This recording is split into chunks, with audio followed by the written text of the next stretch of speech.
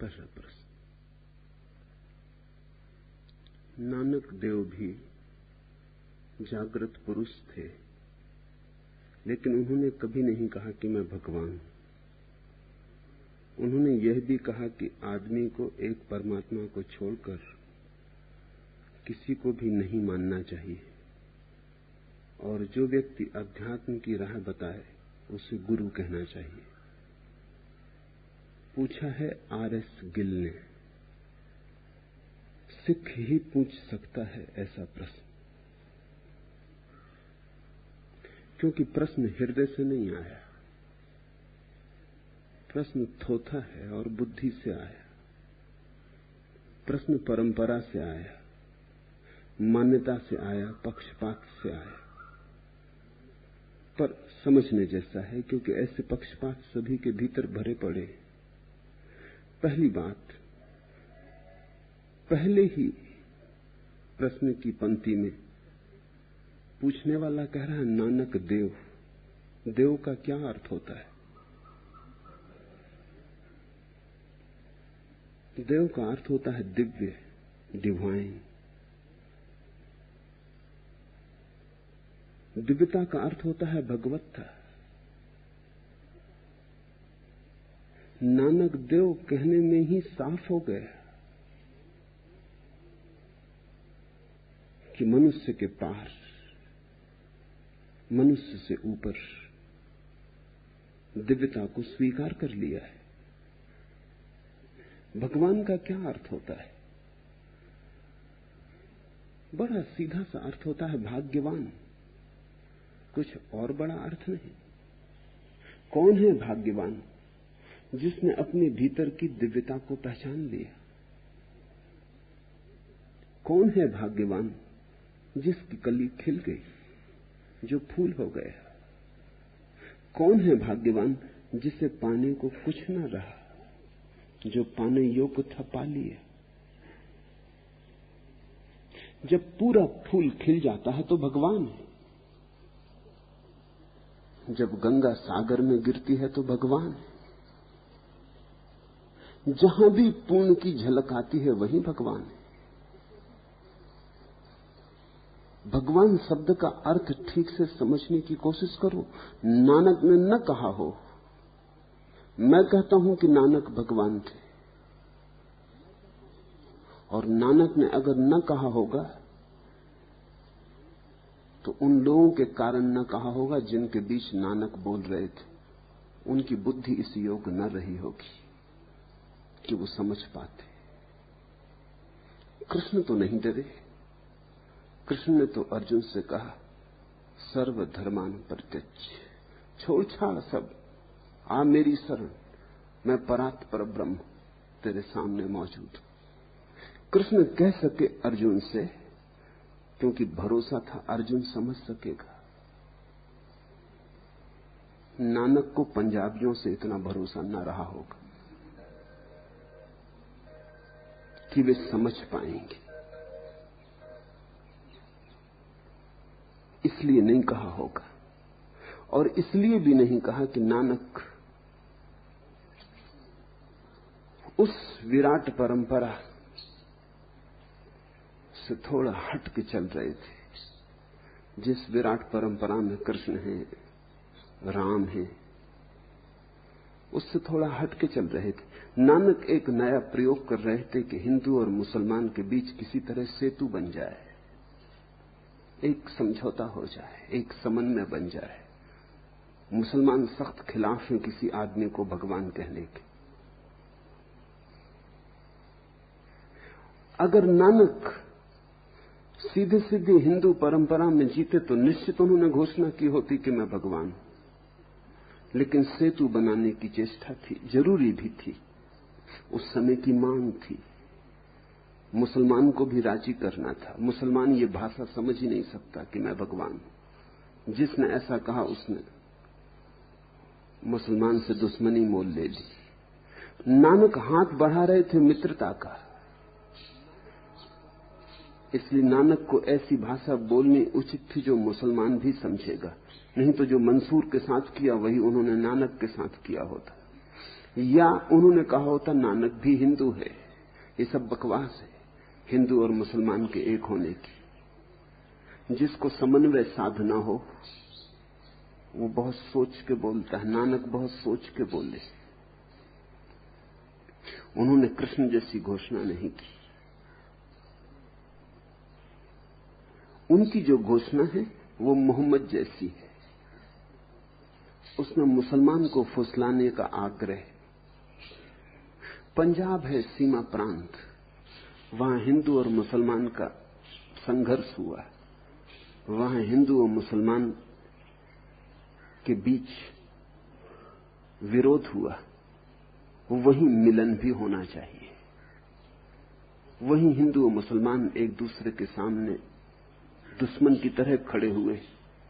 वहीं मैत्री का बीज भी बोया जाना चाहिए। सीमांत प्रांत यदि समन्वय के प्रांत न हो तो युद्ध के प्रांत हो जाते। तो नानक ने बड़ी गहरी चेष्टा की। इसलिए सिख धर्म बिल्कुल हिंदू धर्म नहीं है, न मुसलमान धर्म है। सिख दोनों के बीच, कुछ हिंदू है कुछ मुसलमान, दोनों है। दोनों में जो सारभूत है उसका जोड़ है। इसलिए सिख धर्म की पृथक सत्ता है। लेकिन इसे हमें समझना होगा इतिहास के संदर्भ में। नानक क्यों न कह सके जैसा कृष्ण कह सके, बुद्ध कह सके, महावीर कह सके, नानक क्यों न कह सके? नानक के सामने एक नई परिस्थिति थी जो न बुद्ध के सामने थी, न महावीर के, न कृष्ण के। न तो बुद्ध को, न महावीर को, न कृष्ण को, किसी को भी मुसलमान के साथ सामना न था। ये नई परिस्थिति और नई भाषा खोजनी जरूरी थी। और जीवंत पुरुष सदा ही परिस्थिति के अनुकूल, परिस्थिति के लिए उत्तर खोजते हैं। यही तो उनकी जीवंतता है। उन्होंने ठीक उत्तर खोजा। लेकिन पूछने वाले को सोचना चाहिए नानक देव क्यों? इस देश में जो पले, वो चाहे हिंदू हो, चाहे जैन हो, चाहे सिख हो, चाहे बौद्ध हो, इस देश की हवा में, इस देश के प्राणों में एक संगीत है जिससे बच के जाना मुश्किल है। यहां तो मुसलमान भी जो बड़ा हुआ है वो भी ठीक उसी अर्थ में मुसलमान नहीं रह जाता जिस अर्थ में भारत के बाहर का मुसलमान मुसलमान होता है। यहां के मुसलमान में भी हिंदू की धुन समा जाती है। महावीर ने कहा कोई भगवान नहीं, कोई संसार को बनाने वाला नहीं, लेकिन महावीर को मानने वालों ने महावीर को भगवान कहा। बुद्ध ने कहा सब मूर्तियां तोड़ डालो, सब मूर्तियां हटा दो, किसी की पूजा की कोई जरूरत नहीं, लेकिन बुद्ध के मानने वालों ने बुद्ध की पूजा की। इस मुल्क में भगवत्ता की तरफ ऐसा सहज भाव है कि जिन्होंने इंकार किया उनको भी भगवान मान लिया गया। ये इस मुल्क की आंतरिक दशा है। तो जिन मित्र ने प्रश्न पूछा है वो भी कहते हैं नानक देव। नानक कहने से काम चल जाता, देव क्यों जोड़ दिया? भगवान शब्द का उपयोग न किया, देव शब्द का उपयोग किया, लेकिन बात तो वही हो गई।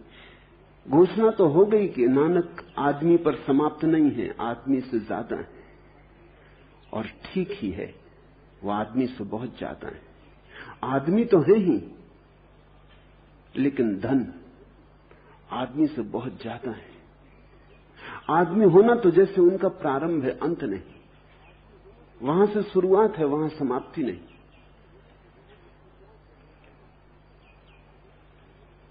नानक देव भी जागृत पुरुष थे, निश्चित ही, इसमें कोई दो मत नहीं है। लेकिन जागते और सोते में कुछ फर्क करोगे? प्रकृति और परमात्मा में फर्क क्या है? जागने और सोने का। प्रकृति है सोई हुई परमात्मा, परमात्मा है जागी हुई प्रकृति। फर्क क्या है? बुद्ध में और तुम में फर्क क्या है? बुद्ध जागे हुए, तुम सोए हुए। तुम सोए हुए बुद्ध हो। आंख खोल ली कि तुम भी हो गए। आंख की ओट में ही फर्क है बस। आंख खोली कि प्रकाश ही प्रकाश है, आंख बंद की कि अंधेरा ही अंधेरा है। एक आदमी सो रहा है, उसी सोए आदमी के पास एक जागा हुआ आदमी बैठा है। दोनों आदमी हैं, सही, लेकिन क्या दोनों एक ही जैसे आदमी हैं? तो फिर नींद और जागरण में कुछ फर्क करोगे ना करोगे? नींद और जागरण में इतना क्रांतिकारी फर्क है कि अगर हम जागे हुए को कहें कि ये बिल्कुल दूसरे ही ढंग का आदमी है तो कुछ अतिशयोक्ति नहीं, क्योंकि सोया हुआ आदमी क्या आदमी है? सोए हुए आदमी में और चट्टान में क्या फर्क है? सोए हुए आदमी और वृक्ष में क्या फर्क है? मूर्छित आदमी और पत्थर में क्या फर्क है? न पत्थर जाग रहा है, न सोया हुआ आदमी जाग रहा है, दोनों समान है। नींद में हम प्रकृति में गिर जाते, जाग के हम परमात्मा में उठने लगते। और ये जागरण जिसको अभी हम जागरण कहते हैं, ये तो शुद्ध जागरण नहीं है। इसमें तो 90% से ज्यादा नींद समाविष्ट। जब कोई व्यक्ति 100% जाग जाता है तो उसी को किसी परंपरा में भगवान कहा है, किसी परंपरा में अरिहंत कहा है, किसी परंपरा में तीर्थंकर, किसी परंपरा में पैगंबर, किसी परंपरा में गुरु। कोई फर्क नहीं पड़ता, शब्दों का ही फर्क है। लेकिन हम शब्दों से बंध जाते हैं। सिख है तो जो उसने सुना है उससे बंध गया है, हिंदू है तो बंध गया है, जैन है तो बंध गया है। हम सब सुने हुए शब्द। नानक देव भी जागृत पुरुष थे, लेकिन उन्होंने कभी नहीं कहा कि मैं भगवान हूं। उन्हें अर्जुन न मिला होगा, क्योंकि मैं भगवान हूं ये कहने के लिए कोई सुनने वाला चाहिए, कोई समझने वाला चाहिए, कोई आत्यंतिक प्रेम से सुनने वाला चाहिए। अन्यथा ये बात विवाद ही पैदा करेगी, इससे कुछ हल ना होगा।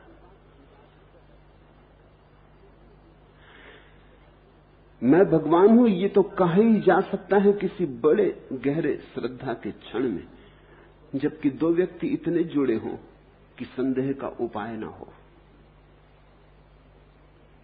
कृष्ण कह सके। फिर ये भी ख्याल रखें कि प्रत्येक जागृत पुरुष अपनी भाषा चुनता, अपना ढंग चुनता। कोई जागृत पुरुष किसी और जागृत पुरुष का अनुकरण नहीं करता। तालमेल बैठ जाए ठीक, अनुकरण नहीं करता। नानक ने अपने ढंग से चुना। नानक को अपनी शैली बनानी पड़ी। अब अगर तुम इस तरह सोचते फिरे कि जो बुद्ध ने कहा है वही नानक कहे, जो नानक ने कहा है वही मैं कहूं, तो तुम व्यर्थ की उलझन में पड़ रहे हो। मैं वही कहूंगा जो मैं कह सकता हूं। नानक ने मुझसे नहीं पूछा, मैं उनसे क्यों पूछूं?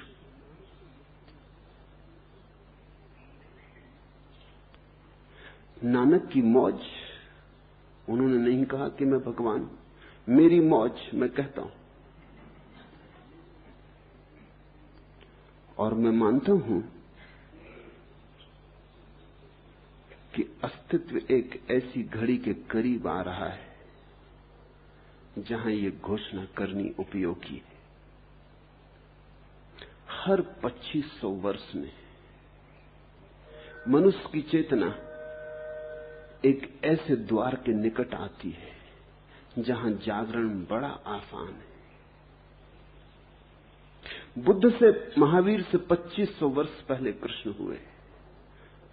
कृष्ण ने भगवत्ता की घोषणा की।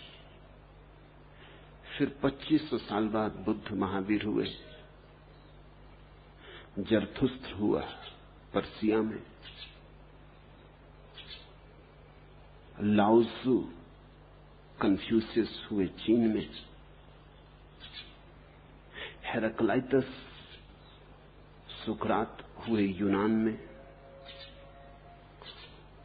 2500 वर्ष के बाद फिर एक गहन विस्फोट हुआ और सब तरफ सारे जगत में एक गुनगुनाहट गूंज गई अध्यात्म की। फिर 2500 वर्ष पूरे होते, इस सदी के पूरे होते होते सारी पृथ्वी पर धर्म की अनुगूंज होगी। घड़ी करीब आ रही है जब लोग हिम्मत से घोषणा करें भगवत्ता की। क्योंकि जब कोई तुमसे कहता है मैं भगवान हूं, अगर वो ये कहता हो कि मैं भगवान हूं और तुम भगवान नहीं हो, तब तो वो तुम्हारा दुश्मन है। और अगर वो इसलिए कहता हो कि मैं भगवान हूं क्योंकि तुम भी भगवान हो, वो इसलिए घोषणा करता हो कि मैं भगवान हूं ताकि तुम्हें भी याद आए तुम्हारे भगवान होने की। देखो मेरी तरफ, अगर मैं भगवान हो सकता हूं तो तुम क्यों नहीं हो सकते? कोई भी कारण नहीं, कोई रुकावट नहीं, ठीक तुम जैसा हूं मैं। अगर मैं भगवान हो सकता हूं तो तुम क्यों नहीं हो सकते? हो सकते हो। अगर ये फूल खिला तो तुम्हारी कली भी खिल सकती है।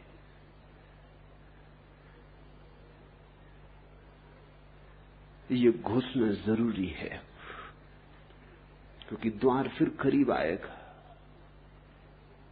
जैसे हर वर्ष मौसम का एक वर्तुल घूमता है मंडलाकार, फिर वर्षा आती, फिर सर्दी आती, फिर गर्मी आती, फिर वर्षा आती। जैसे 12 महीने में एक वर्तुल घूमता है मौसम का, ऐसे ही आध्यात्मिक मौसम का भी एक वर्तुल है जो घूमता है। जैसे 14 वर्ष में बच्चा जवान होने लगता, वीर्य परिपक्व होता, वासना जगती, और अगर सब ठीक चलता रहे तो 42 वर्ष के करीब वासना क्षीण होने लगती, ब्रह्मचर्य की याद आने लगती। अगर सब ठीक चलता रहे तो 70 वर्ष का होते होते व्यक्ति पुनः फिर बच्चे की तरह सरल हो जाता।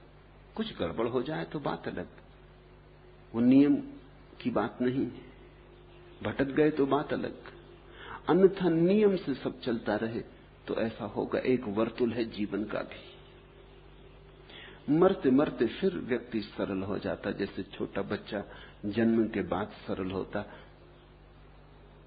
ठीक ऐसा ही एक बड़ा वर्तुल है जो 2500 वर्ष का घेरा लेता है।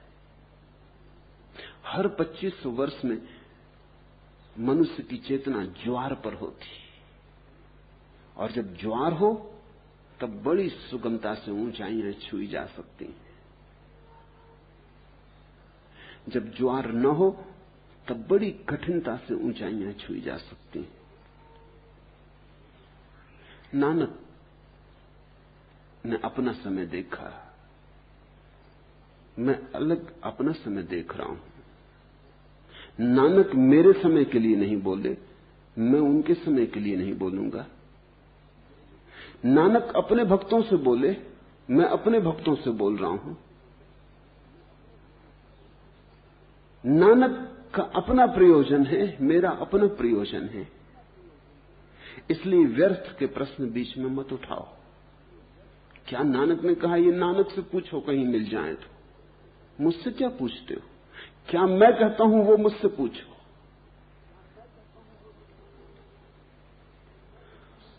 उन्होंने यह भी कहा कि आदमी को एक परमात्मा को छोड़कर किसी को भी नहीं मानना चाहिए। मैं तुमसे कहता हूं तुम किसी को भी मानो, हर मानने में एक ही परमात्मा को मान सकते हो। करोगे क्या?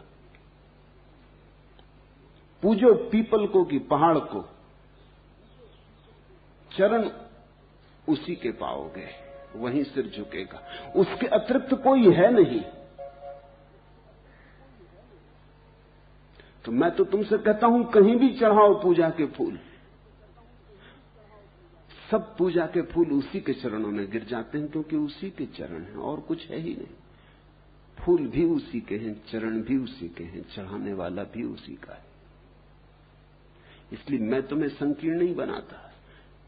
मैं नहीं कहता कि सिर्फ एक को छोड़कर किसी को मत मानो। मैं तुमसे कहता हूं तुम किसी को भी मानो, एक ही माना जाएगा। अंततः तुम पाओगे वही एक पूजा गया। मंदिर में पूजो कि मस्जिद में, राम में कि कृष्ण में, बुद्ध में कि महावीर में, कहीं भी सिर झुकाओ, किसी दिशा में सिर झुकाओ। तुमने नानक की कहानी सुनी? गए काबा, रात सो गए तो काबा के पवित्र पत्थर की तरफ पैर करके सो गए। मुल्ला मौलवी नाराज हो गए होंगे, भागे हुए आए, कहा कि कैसे ना समझो, और हमने तो सुना कि तुम बड़े ज्ञानी हो, औलिया हो। ये कैसा ज्ञान? तुम्हें तो साधारण शिष्टाचार के नियम भी मालूम नहीं। पवित्र पत्थर की तरफ पैर करके सो रहे, परमात्मा की तरफ पैर करके सो रहे। कहानी कहती कि नानक हंसे और उन्होंने कहा, ऐसा करो तुम मेरे पैर उस तरफ कर दो जहां परमात्मा ना हो। कहते हैं उन्होंने पैर घुमाए सब तरफ, लेकिन जहां भी पैर घुमाए वहीं काबा का पत्थर हो गया। ऐसा हुआ हो जरूरी नहीं, लेकिन कहानी बड़ी अर्थपूर्ण।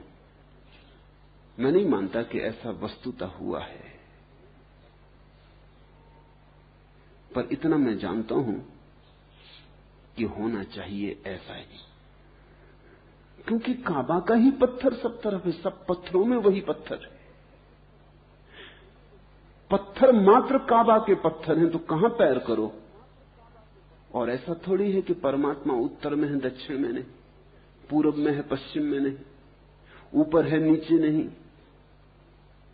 परमात्मा ने तो सभी कुछ घेरा है। चलो तो उसमें, बैठो तो उसमें, सो तो उसमें। ओढ़नी भी वही है, बिछौनी भी वही है। करोगी क्या? खाओ तो उसे, पियो तो उसे, श्वास लो तो उसकी। उपाय कहां है? परमात्मा से बचने की जगह कहां है? तो मैं तो तुमसे कहता हूं, पूजो जितने रूपों में पूजना हो। तुम्हें जो रूप भाजाए पूजो, तुम्हें जो नाम भाजाए पूजो। इस अर्थ में हिंदू बड़े अद्भुत हैं। दुनिया का कोई धर्म हिंदुओं जैसी गहराई को नहीं छू पाया, क्योंकि दुनिया के सभी धर्म किसी अर्थों में थोड़े संकीर्ण हैं। हिंदुओं के पास एक ग्रंथ है विष्णु सहस्त्रनाम, उसमें परमात्मा के 1000 नाम हैं। कोई भी नाम छोड़ा ही नहीं, जो भी नाम हो सकते थे संभव वो सब जोड़ दिए। कोई भी नाम लो उसी का नाम है। कोई को भी पुकारो उसी को पुकार रहे हो। चुप रहो तो उसके साथ चुप बैठे हो, बोलो तो उसके साथ बोल रहे हो। इधर तुम सोचते हो मैं तुमसे बोल रहा हूं, तो तुम गलती में हो, मैं उसी से बोल रहा हूं।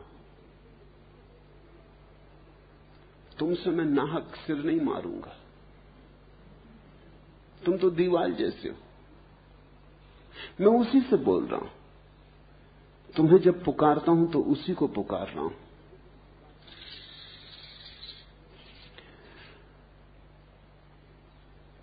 मुसलमान, ईसाई, यहूदी, तीनों धर्म यहूदियों की संकीर्णता से पैदा हुए। तीनों धर्मों का मूल स्रोत यहूदी, और सिख धर्म भी आधा यहूदी है। इसलिए थोड़ी सी संकीर्णता नानक में तो न रही होगी, सिखों में है।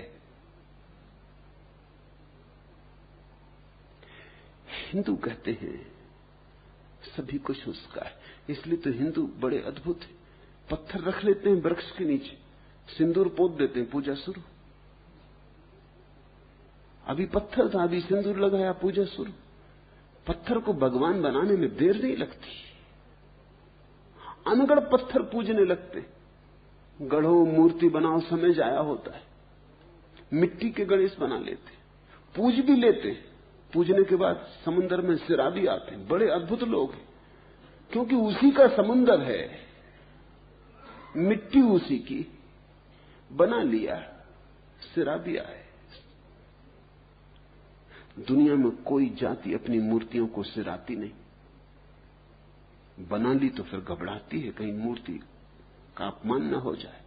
हिंदू अद्भुत है, नाच गाना करके जाके नदी में डुबाते कि अब बस विश्राम करो, हमको भी तो चैन लेने दो, और भी तो काम है, फिर अगले साल देखेंगे।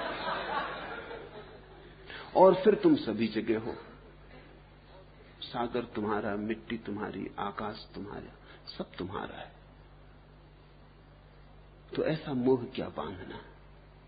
ध्यान रखना, परमात्मा निराकार है, इसका अर्थ यही हुआ कि सभी आकार उसके। मुसलमानों ने बड़ी जिद पकड़ ली कि परमात्मा निराकार है, तो मूर्तियां तोड़ने लगे। अगर समझे होते कि परमात्मा निराकार है तो यही समझ में आता कि सभी आकार उसके। निराकार का अर्थ आकार तोड़ना नहीं है, आकार में उसको देखना है। आकार रोक ना पाए, आकार द्वार बने, दरवाजा बने, बाधा ना बने। तो मैं तो तुमसे कहता हूं, पूजो जिसको पूजना हो, कम से कम पूजो तो, क्योंकि मेरा जोर तुम्हारी पूजा में है। तुमने पूजा, तुमने प्रार्थना की, तुम झुके, बस काफी है। जहां तुम झुके वहीं परमात्मा के चरण हो गए। परमात्मा के चरण तो वहां थे ही, तुम झुक नहीं रहे थे इसलिए दिखाई नहीं पड़ते थे, झुके कि दिखाई पड़ गए। और हिसाब कौन लगाए कि कहां है और कहां नहीं, मंदिर में है कि मस्जिद में है कि गुरुद्वारे में। हिसाब लगाने की जरूरत कहां, बेहिसाब सब जगह है, अमर्याद सब जगह है। जिन मित्र ने पूछा है वो नानक को समझे न होंगे। आदमी को एक परमात्मा को छोड़कर किसी को भी नहीं मानना चाहिए, मान ही नहीं सकते। यही कहा होगा नानक ने कि जहां भी मानो उसी को मानना, उस एक को ही मानना। सिख कुछ गलत समझे होंगे, कम से कम पूछने वाला सिख तो गलत समझे ही। मानना एक को ही, इसका अर्थ हुआ जहां भी आंख पड़े उसी को खोजना, जहां सिर झुके उसी के चरण टटोलना, जहां तक हाथ पहुंच सके उसी की तलाश करना, जहां तक मन जा सके उसी में उड़ने देना मन को, जहां तक स्वप्न उठ सके उठने देना उसी में, जीना तो उसमें, सोना तो उसमें, उठना बैठना तो उसमें, उस एक में। इसका यह अर्थ नहीं है कि तुम एक धारणा को पकड़ लेना और सब धारणाओं को इंकार कर देना।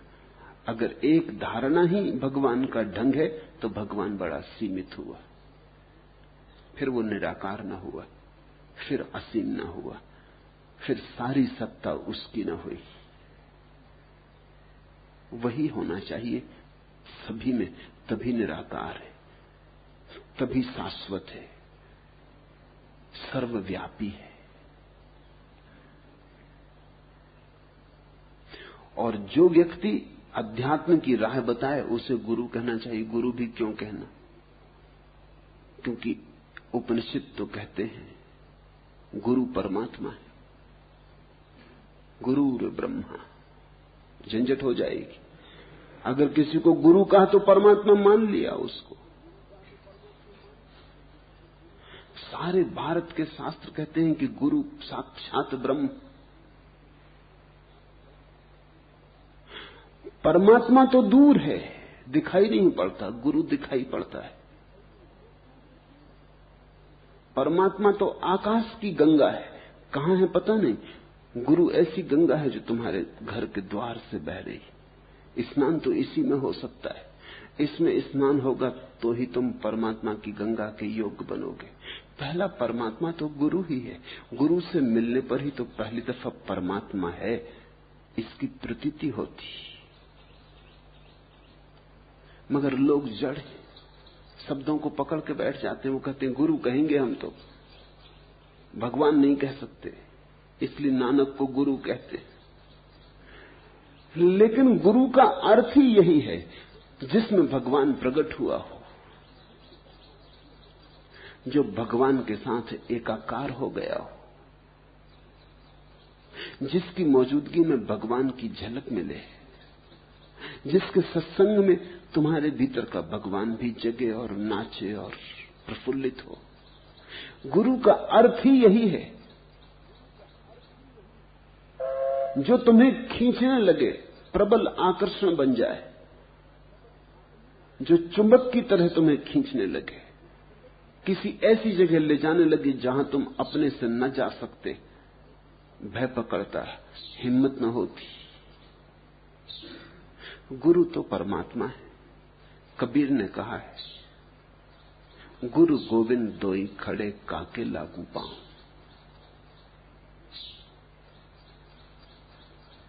किसके चरण छू पहले, दोनों सामने खड़े। दुविधा बड़ी साफ है। अगर परमात्मा के चरण पहले लगूं तो गुरु का अपमान होता है, और गुरु के बिना परमात्मा तो कभी मिल नहीं सकता था। तो ये तो अकृतज्ञ होगा कृत्य, ये तो गुरु के प्रति आभार न हुआ। गुरु गोविंद दोई खड़े काके लागू पांव। अगर गुरु के पैर पड़ता हूं तो परमात्मा का अपमान हो जाएगा। गुरु के साथ इसीलिए तो थे कि परमात्मा को खोजना था। बड़ी दुविधा है, क्या करूं? बलिहारी गुरु आपने गोविंद दियो बताए। लेकिन गुरु ने तत्क्षण गोविंद को बता दिया कि तू गोविंद के ही पैर लग।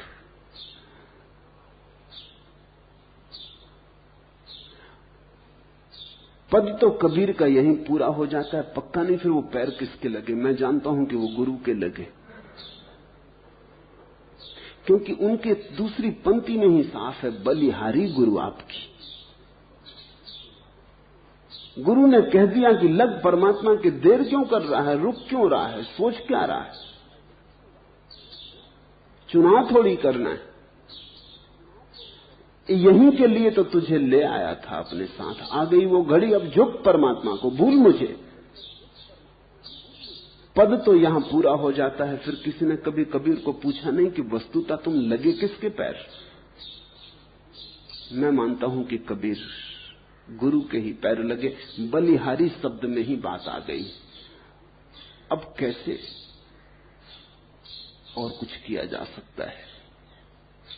गुरु अंततः तुम्हें अपने से भी मुक्त कर देता है। बलिहारी गुरु आपकी, गोविंद दियो बताए। तो गुरु तो परमात्मा है, गुरु तो परमात्मा का द्वार है।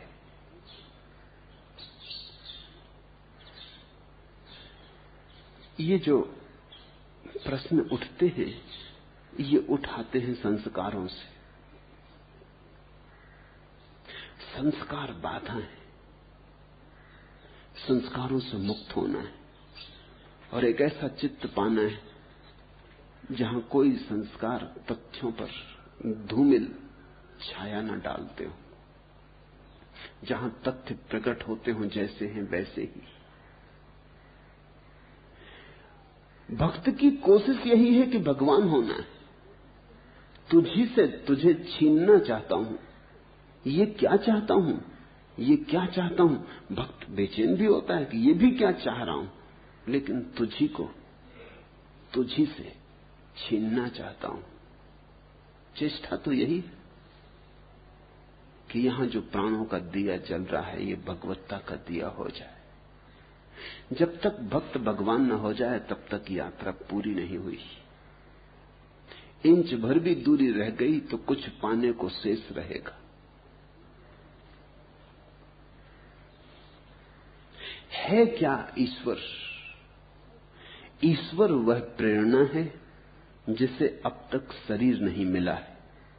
टहनी के भीतर अकुलाता हुआ फूल जो व्रंत पर अब तक नहीं खिला है। टहनी के भीतर अकुलाता हुआ फूल जो व्रंत पर अब तक नहीं खिला है। बस वही ईश्वर है। ईश्वर भविष्य है, संभावना है। ईश्वर तुम जो हो सकते हो उसका नाम है।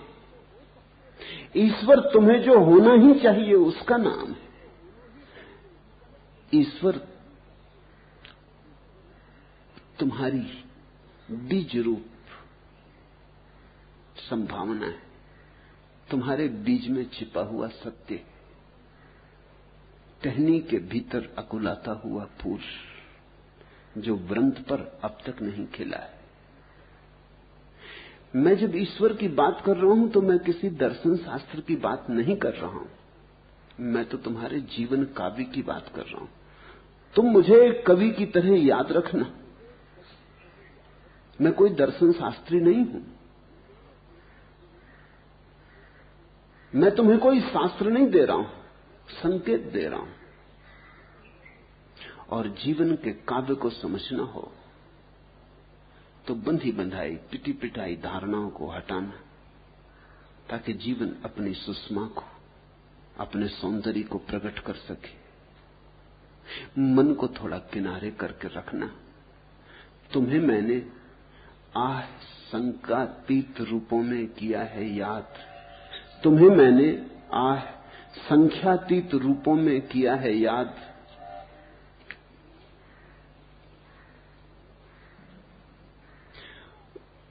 मढ़ा प्राणों में कहीं सुनता रहा हूं तुम्हारा संवाद। बिना पूछे सिद्धि कब इस ईश्वर से होगा कहां साक्षात। कौन सी वह प्रात जिसमें खिल उठेगी क्लिन सूनी शिशिर भीगी रात। चला हूं मैं, मुझे संबल रहा केवल बोध। पग पग आ रहा हूं पास, रहा आतप सा यही विश्वास। स्नेह के मृदु घाम से गतिमान रखना निबिड़ मेरे सांस और उदास और उसास। आह संख्यातीत रूपों में तुम्हें किया है याद। तुमने जब भी कुछ चाहा है, मैं कहता हूं तुमने परमात्मा ही चाहा। तुमने धन चाहा तो धन में भी तुम परमात्मा को ही खोजते थे। तुमने पद चाहा तो पद में भी तुम परम पद को ही खोजते थे। तुमने किसी स्त्री के प्रेम में आंसू बहाए तो तुम प्रार्थना को ही टटोलते थे। तुम किसी मोह से भरे, तुम किसी राग में गिरे तो उन सब खाई खड्डों में भी तुम प्रभु का ही मार्ग खोजते थे। अनंत अनंत रूपों में, अनंत अनंत ढंगों से आदमी उसी को खोज रहा है। भला तुम्हारी खोज गलत हो, लेकिन तुम्हारे प्राणों की अकुलाहट गलत नहीं। भला तुम रेत से तेल निचोड़ने की चेष्टा कर रहे हो, लेकिन तेल निचोड़ने की आकांक्षा थोड़ी गलत है। तुम वहां खोज रहे हो जहां न पा सकोगे, विषाद हाथ लगेगा, विफलता हाथ लगेगी, लेकिन इससे तुम्हारी खोज की ईमानदारी को तो इंकारा नहीं जा सकता।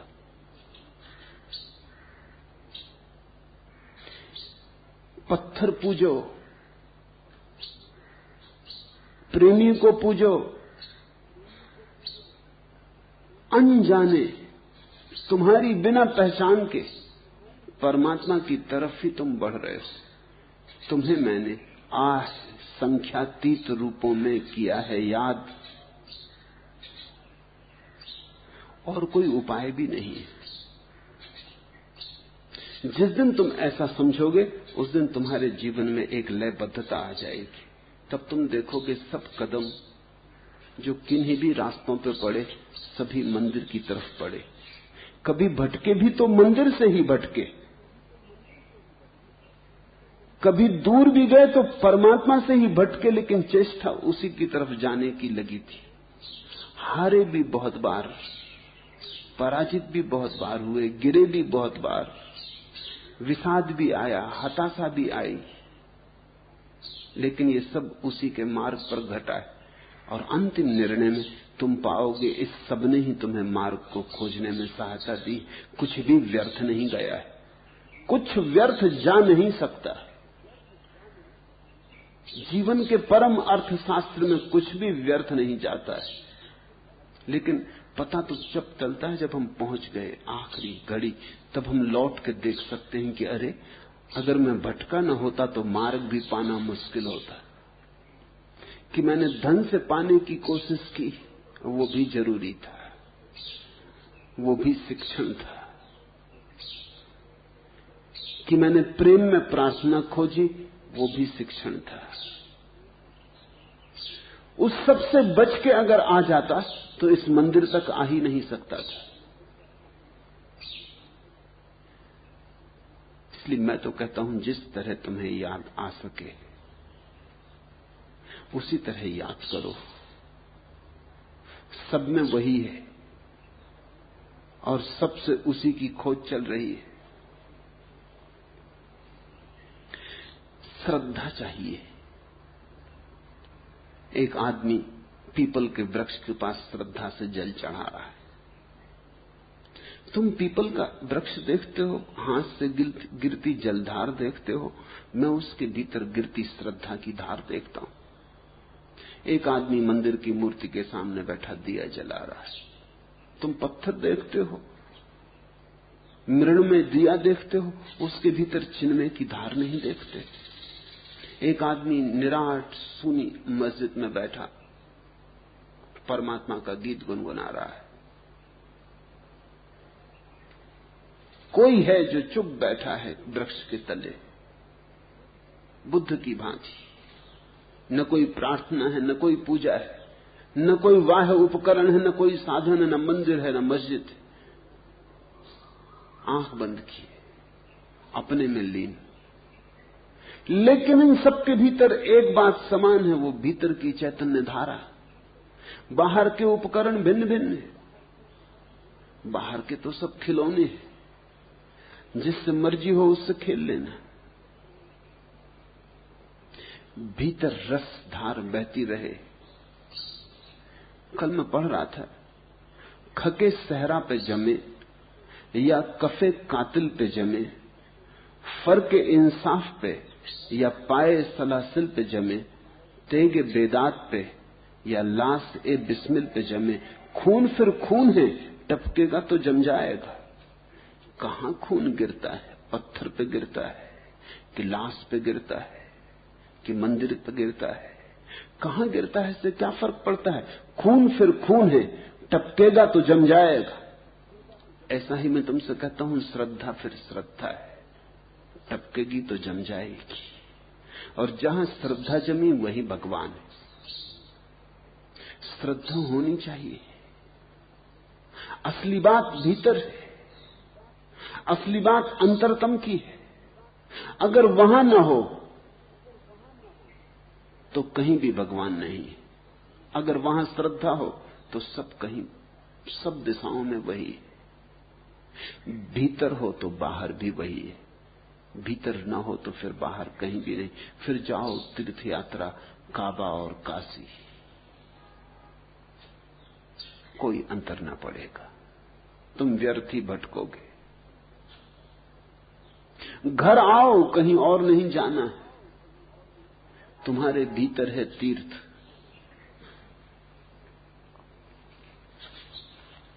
फिर ख्याल रखना, आदमी आदमी में बड़े भेद हैं, तो आदमी आदमी के ईश्वर में भी भेद होंगे। चांद निकला आकाश में, पूर्णिमा की रात, शरद पूनम, हजारों करोड़ों प्रतिबिंब बनते हैं पृथ्वी पर। सागर भी प्रतिबिंब बनाता है, मानसरोवर में भी प्रतिबिंब बनेगा, शांत झीलों में भी बनेगा, तूफान आए हुए सागर में भी बनेगा, मिट्टी के कूड़े कचरे से भरे डबरों में भी बनेगा, नाली का जल कहीं इकट्ठा हो गया होगा उसमें भी बनेगा। चांद के प्रतिबिंब करोड़ करोड़ बनेंगे, चांद एक, गंदे डबरे में भी बनेगा, प्रतिबिंब तो गंदा नहीं हो जाएगा, क्योंकि प्रतिबिंब तो है ही कहां जो गंदा हो जाए।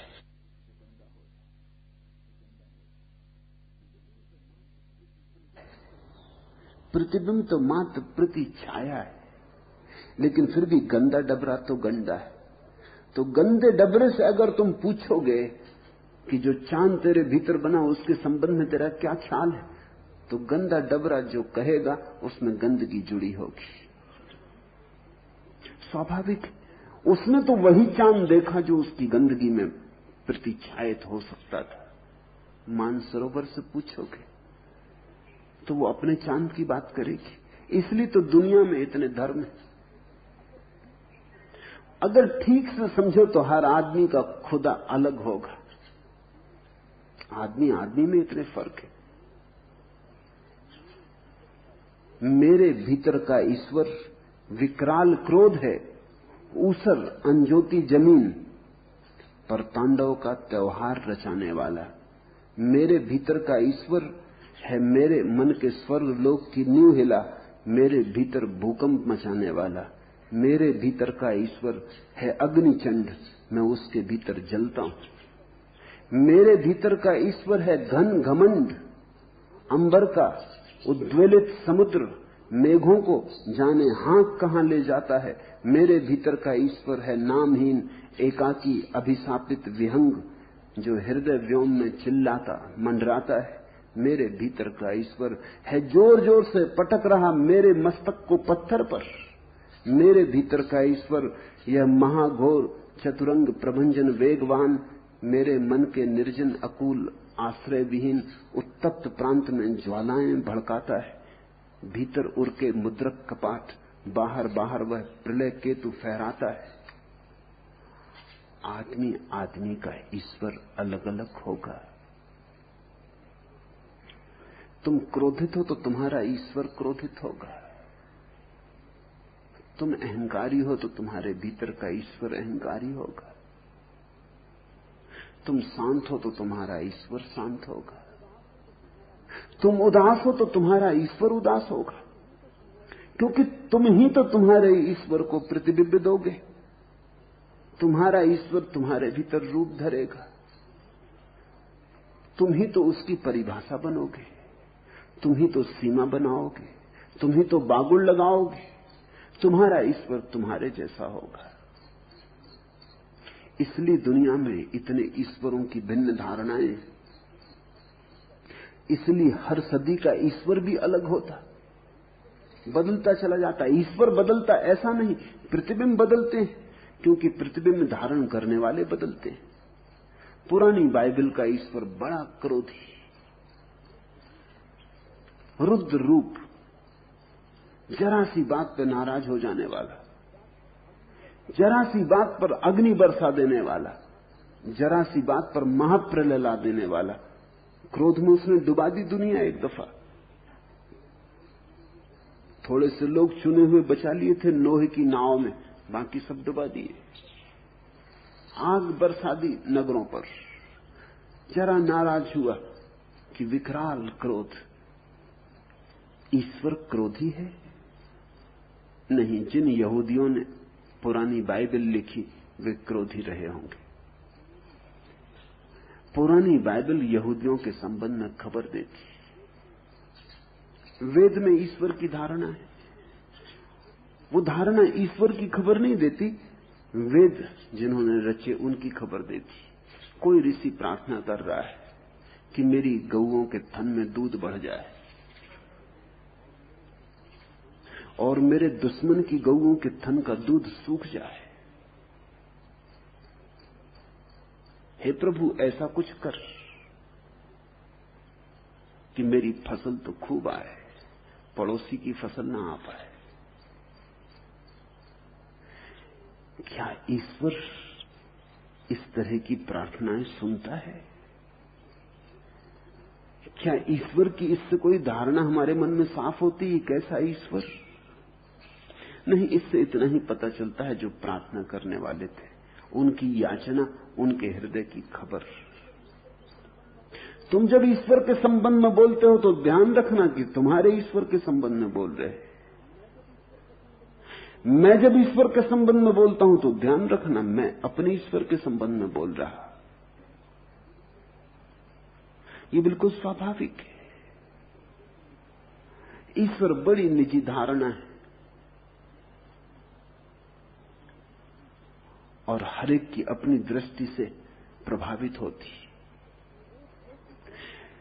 एक ऐसी घड़ी आती जब तुम्हारी सारी दृष्टि चली गई, जब तुम्हारे मन में कोई पक्षपात ना रहा, न हिंदू का, न मुसलमान का, न सिख का, न जैन का, कोई पक्षपात ना रहा। तुम सब शास्त्रों, सब शब्दों से मुक्त हुए, तुम शून्य में विराजमान हुए।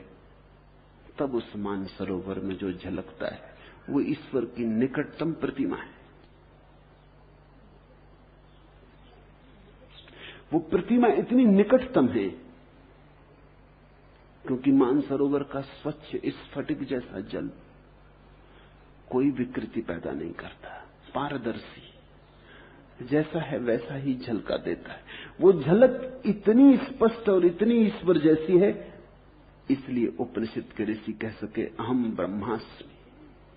वो झलक इतनी स्पष्ट और इतनी साफ कि उपनिषद के ऋषि कह सके हम ब्रह्म हैं। ब्रह्म में और उस झलक में कोई फर्क ना रहा। कभी कभी बहुत थोड़े से लोग उस ऊंचाई पर पहुंचे जिन्होंने अहम ब्रह्मास्मि की घोषणा की। कोई मंसूर कह सका अनल हक, मैं हूं सत्य। ये तब घटता है जब समाधि घटती है, जब सब कचरा तुम्हारे चित्त का बह गया। तुम भी जब निर्विकार, निराकार, निर्विकल्प हुए तब घटता है। इसकी आकांक्षा करो, इस पे भरोसा करो, क्योंकि श्रद्धा ना होगी तो यह कभी भी ना घटेगा। ये मान के तो चलो कि परमात्मा ने जिन्हें बनाया है उनकी अंतिम नियति परमात्मा ही हो सकता है। परमात्मा ने जिसे सृजा है उसका अंतिम निखार परमात्मा ही हो सकता है। और तुम जब तक परमात्मा ना हो जाओगे तब तक तुम वापस भेजे जाओगे, क्योंकि परमात्मा तब तक राजी ना होगा जब तक तुम उसके जैसे ही होकर उसके चरणों में नैवेद्य न बन जाओ। तब तक राजी ना होगा जब तक तुम ठीक उस जैसे ना हो जाओ। इसलिए मैं कहता हूं, स्मरण रखो इस बात का कि तुम अभी बंद कली हो, खिलना है। तुम बंद परमात्मा हो, खिलना है। तुम छिपे परमात्मा हो, प्रकट होना है।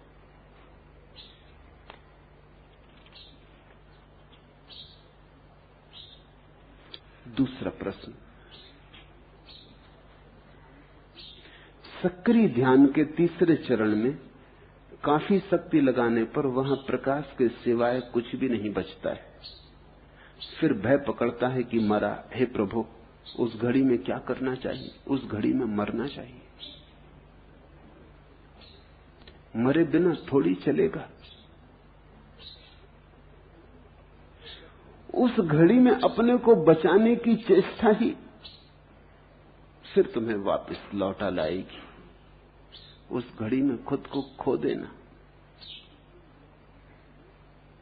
उस घड़ी तो कहना, अंतिम यह अभिलाष हृदय में, जीवन दीप जलाकर मेरा, चाहे कोई हरे अंधेरा, किंतु बुझे यदि दीप कभी तो बुझे तुम्हारे कोमल कर से, अंतिम यह अभिलाष हृदय में। परमात्मा के हाथ से अगर तुम्हारा दिया बुझता हो तो और क्या सौभाग्य हो सकता है। किंतु बुझे यदि दीप कभी तो बुझे तुम्हारे कोमल कर से, अंतिम यह अभिलाष हृदय में। पूछा है कि ध्यान के अंतिम चरण में केवल प्रकाश बचता है, और क्या चाहते हो? कुछ और की भी इच्छा है? प्रकाश का तो अर्थ हुआ जो बचना चाहिए वही बचा, शुद्धतम बचा। प्रकाश प्रभु रूप है, प्रभु प्रकाश की आभा है।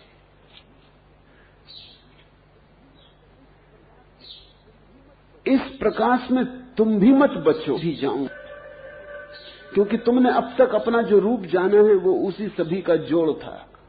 वो सब तो गया, अब तुम कैसे बचोगे? तुम्हारा सब गया तो तुम भी जाओगे। इससे घबराहट पैदा होती। ध्यान के अंतिम चरण में मृत्यु घटेगी, उसको घटने देना है, स्वागत से घटने देना है, सहर्ष घटने देना है। तो समाधि तत्क्षण उपलब्ध हो जाएगी। अगर डर डर के वापस लौटते रहे तो ये यात्रा तो ऐसी हुई कि गंगा गई सागर तक और ठिठक के खड़ी रह गई। और तो सागर होने आई थी, मिटने थोड़ी आई थी। तो क्या कहोगे तुम गंगा से? तुम कहोगे सागर होने का एक ही उपाय है कि सागर में खो जाओ। तुम में सागर तभी खो सकता है जब तुम सागर में खो जाओ। तुम मिटो तो सागर हो जाए। ध्यान की आखिरी घड़ी में तुम्हारी गंगा सागर के किनारे आके खड़ी हो जाती, तब मन घबराता है, स्वाभाविक है। मैं समझ सकता हूं, सभी का घबराया है। कोई बुद्ध, कोई महावीर, कोई नानक, कोई कबीर उस घबराहट से बचा नहीं, वो सभी का घबराया है। वो मनुष्य का स्वाभाविक रूप है। अब तक जिसे अपना जाना था, जीवन जाना था, वो सब छूटता लगता है, बिखरता लगता है। सारा अतीत शून्य में लीन होता मालूम पड़ता है। भविष्य का कुछ पता नहीं। तो मृत्यु मुंह बाके खड़ी हो जाती। उस क्षण नाचते हुए मृत्यु में समा जाना, लौट के पीछे मत देखना। लौट के पीछे देखा कि मुश्किल में पड़ जाओगे। लौट भी ना पाओगे और गिर भी ना पाओगे, त्रिशंकु हो जाओगे, बड़ी दुविधा में पड़ जाओगे, बड़े द्वैत में पड़ जाओगे। उधर सागर बुला रहा होगा, इधर पीछे का अतीत बुला रहा होगा। उधर भविष्य खींचेगा, इधर अतीत खींचेगा। तुम दोनों के बीच खिंच के पिस जाओगे। बहुत बार ऐसा हुआ है कि जिन लोगों ने ध्यान की इस घड़ी में मरने से विरोध किया, वो विक्षिप्त हो गए, क्योंकि लौट भी नहीं सकते। अब गंगोत्री तक जाना कैसे संभव है? जहां तक आ गए, लौटना तो होगा नहीं, और आगे जाना नहीं चाहते। तो सारी ऊर्जा तुम्हारे भीतर उमड़ने घुमड़ने लगेगी, उससे विक्षिप्तता पैदा हो सकती है। धर्म के जगत में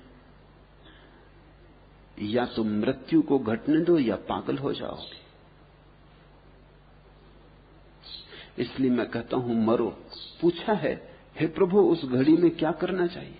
कुछ करना नहीं चाहिए, चुपचाप सरक जाना चाहिए सागर में, जैसे ओस की बूंद घास की पत्ती से सरक के पृथ्वी में गिर जाती, खो जाती।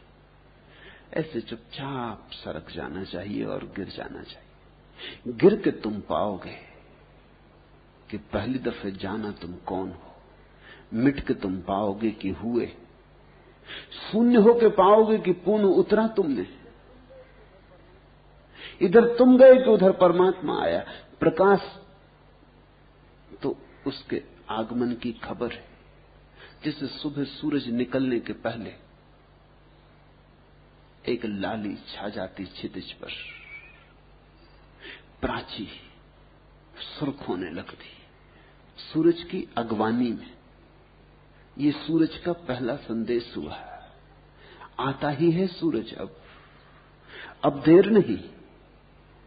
पक्षी चहकने लगते, हवाएं फिर गतिमान होने लगती, प्रकृति जागने लगती, प्राची लाली हो गई। सूरज आता ही है। अब जब ध्यान के आखिरी चरण में प्रकाश बचे तो समझना कि प्राची लाली हो उठी, लाल हो उठी। अब सूरज आता ही है। अब मंत्र मुक्त नाचते, अहो भाग्य मानते, गिरने को तैयार हो जाना, मिटने को तैयार हो जाना। ध्यान का अंतिम चरण मृत्यु है, इसलिए ध्यान के बाद जो घटना घटती उसे हम समाधि कहते। समाधि का अर्थ महामृत्यु। जो मरने योग्य था मर गया, जो नहीं मर सकता था वही बचा। मृत्यु गया, अमृत बचा। मरण धर्मा से छुटकारा हुआ, अमृत से गांठ बंधी। और जिसे तुम जिंदगी कहते हो उसमें बचाने जैसा भी क्या है? क्या है बचाने को तुम्हारे पास? तुम व्यर्थ ही बचाने की चिंता में लगे रहते हो, बचाने को कुछ भी नहीं। हालत वैसी है जैसे कोई नंगा नहाता नहीं, क्योंकि कहता है कि नहाऊंगा तो कपड़े कहां सुखाऊंगा। नंगा है, कपड़े सुखाने की चिंता के कारण नहाता नहीं। तुम्हारे पास है क्या? तुम्हारे हाथ बिल्कुल खाली हैं, तुम्हारे प्राण खाली, तुम रिक्त हो। इस रिक्तता को भी नहीं छोड़ पाते। नहीं है कुछ तो भी मुट्ठी नहीं खोल पाते। अगर कुछ होता तब तो बड़ी मुश्किल हो जाती। बेदिलों की हस्ती क्या, जीते हैं न मरते हैं। ख्वाब है न बेदारी, होश है न मस्ती है, कुछ भी नहीं है। ख्वाब है न बेदारी, होश है न मस्ती है। बेदिलों की हस्ती क्या, जीते हैं न मरते। तुम जिसे जीवन कहते हो वो जीवन नहीं है। जीवन और मृत्यु के बीच में अटके हो। तुम जिसे मृत्यु कहते हो वो मृत्यु नहीं है, तुम जिसे जीवन कहते हो वो जीवन नहीं है। मृत्यु तो केवल उन्होंने जानी जो समाधि में मरे। तुम जिसे मृत्यु कहते हो वो तो एक बीमारी का दूसरी बीमारी में बदल जाना है। वो तो वस्त्रों का परिवर्तन है, घर बदल लेना है। भीतर के सब रोग वही के वही रहते, घर बदल जाता। तुम जिसे जीवन कहते हो, अगर वही जीवन है तो फिर परमात्मा की खोज व्यर्थ है। परमात्मा को हम खोजते इसीलिए हैं कि जिसे हमने अब तक जीवन जाना वो धीरे धीरे सिद्ध होता है कि जीवन नहीं था, भ्रांति थी, माया थी, एक सपना था। परमात्मा की खोज का इतना ही अर्थ है कि यह जीवन जीवन सिद्ध नहीं हुआ।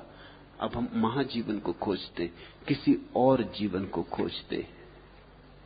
लेकिन जिन मित्र ने पूछा है उनका प्रश्न बिल्कुल ही अनिवार्य है। सभी ध्यानियों को घटता है, इसलिए चिंता मत लेना। डर लगे तो अपराध भाव भी मत पैदा होने देना, स्वाभाविक है। कोई भी उस घड़ी आके ठिठक जाता है।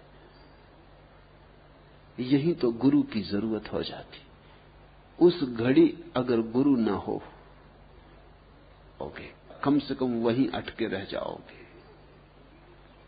गुरु के बिना इस घड़ी में पागल होने की पूरी संभावना है।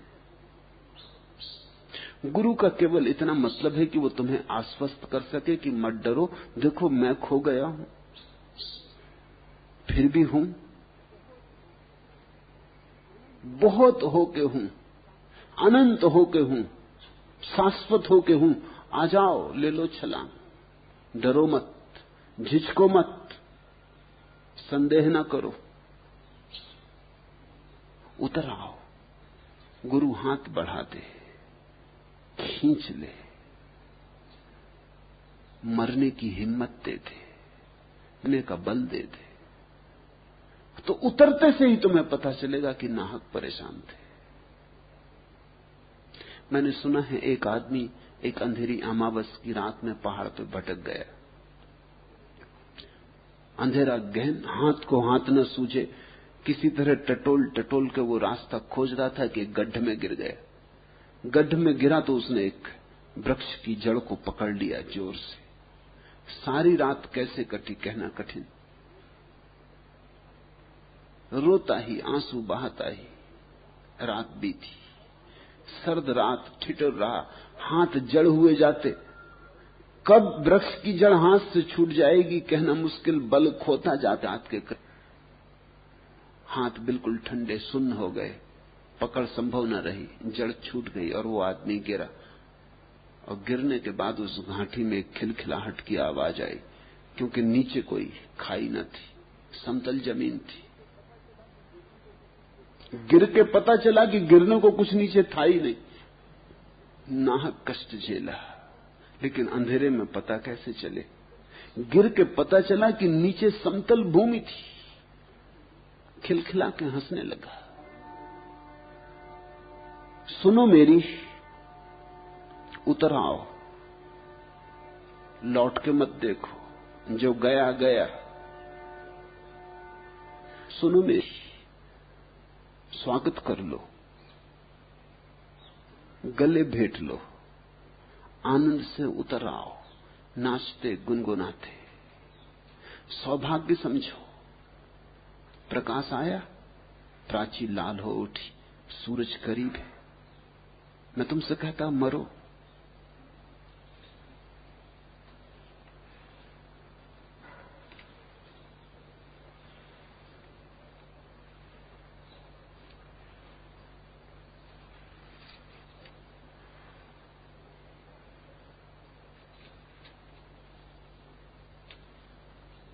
चौथा प्रश्न, अफसोस और सब यही कह रहे हैं तेरी सूरत बदल गई, और यह भी कह रहे हैं कि सब कुछ लुटा के होश में आए तो क्या आए। ऐसी मेरी हालत है, मैं क्या करूं। मेरे प्रश्न का उत्तर देने की कृपा करेंगे। आपने उत्तर नहीं दिया तो मैं सचमुच पागल हो जाऊंगा। तो अभी क्या ढोंग ही रच रहे हो? सचमुच पागल हो जाओ तो पागल होना भी तुम्हारी स्वेच्छा पर है कि जब होना चाहोगे तब हो जाओगे। तो स्वांग होगा।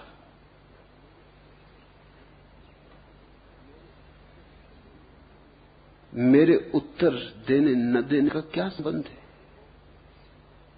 या तो पागल हो, और या पागल नहीं हो तो कैसे हो जाओगे?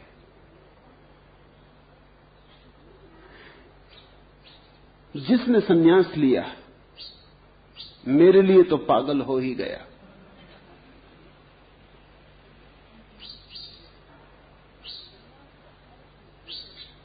संन्यास का अर्थ ही यह है कि तुम अब ऐसी डगर पे चले जहां हिसाब किताब नहीं,